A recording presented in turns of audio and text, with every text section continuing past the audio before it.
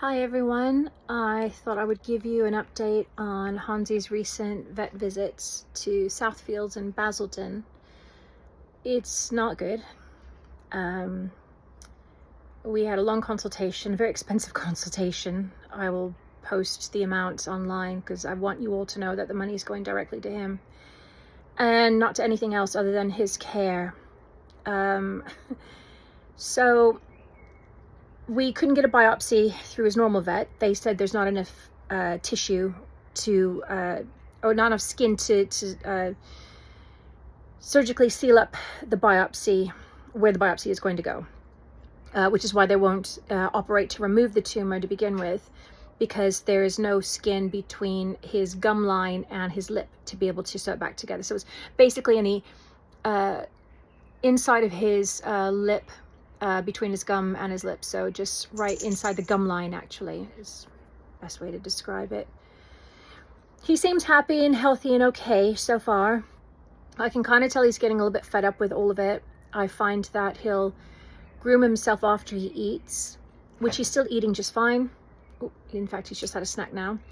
But he'll catch it on the outside, it'll start bleeding, and he'll yelp out loud, like, you know, like when you hurt yourself and you go, ah, or ow. That's kind of what he's doing. So the vet I saw today at Southfields, I'll tell you what she reckons that he might have, but they won't know without a biopsy. It's feline oral squamous cell carcinoma, FOSCC. It's a malignant tumor. I'll read it off. Malignant tumor primarily affects the oral cavity of cats, accounting for about 75% of oral tumors in felines. It has a poor prognosis with a 1-year survival rate of less than 10% and is often associated with risk factors such as exposure, blah, blah, blah.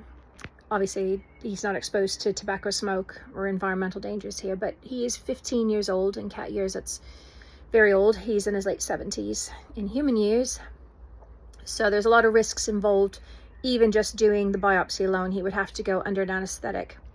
So the overall price for just the biopsy at the new clinic would cost upwards of £1,000. The RSPCA gave me a quote for about $350.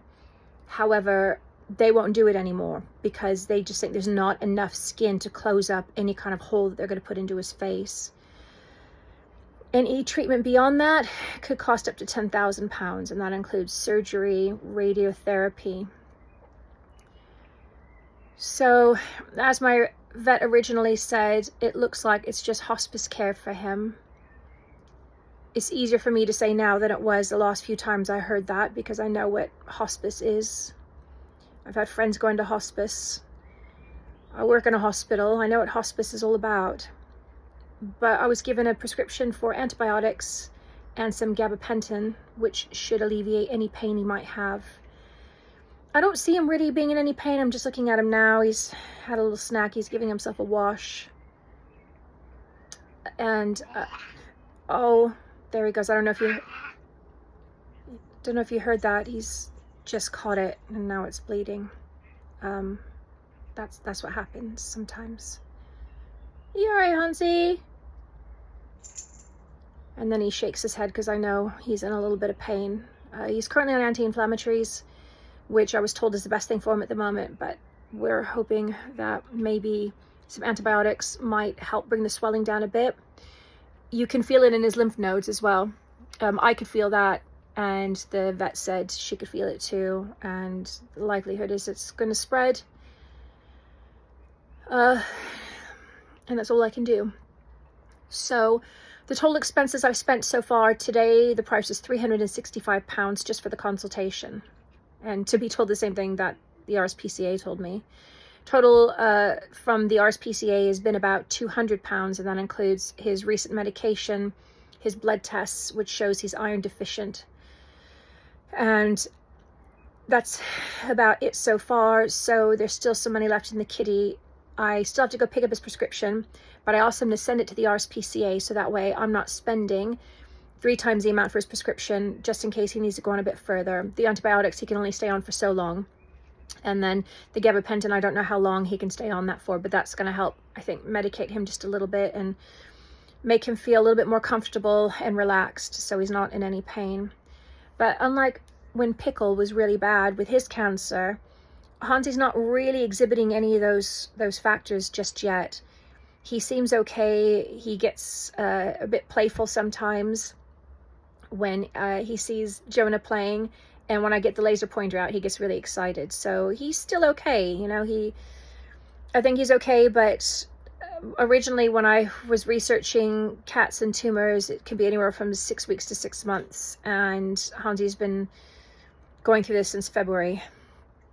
So I don't hold out much hope for the end of the year. The rest of the money from the GoFundMe campaign, as I said, is going to go into his hospice care and further medication and treatment until he's ready. And then obviously it's whatever happens in the next few months, that's going to have to go into that care as well. If I don't want to take him back to the RSPCA for the inevitable, I would rather have someone come to my home, and I've been recommended a really good vet to come to the house. It's roughly about £250–300, I think. So anything that I have left over from the funds, I will donate back to the RSPCA, because they've been a great help to me, and all of you have been a great help to all of us. It's really hard to let our babies go. And I know my boy is old. He's lived a great life. I've had him since he was a kitten. And I'm grateful to have him in my life. I'm also very, very grateful that all of you helped out so much in helping me get through this care. I will keep you posted, and I'm going to keep posting on his page. But thank you so much for everything. And Hansi says thank you too.